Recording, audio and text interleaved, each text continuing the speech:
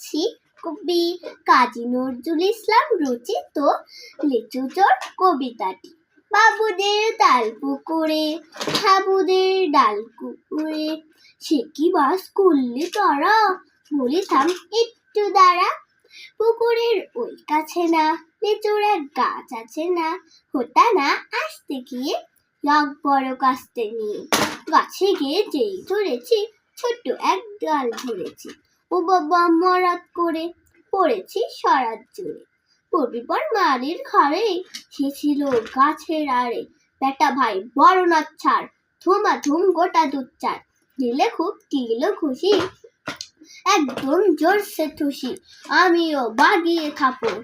হাওয়া চাগিয়ে কাপড়, লাফিয়ে দেখলো দেয়াল, দেখি এক ভিতরে শিয়াল, আরে থাক শিয়াল কোথা, ভোলা থা দাঁড়িয়ে হোথা, দেখ আর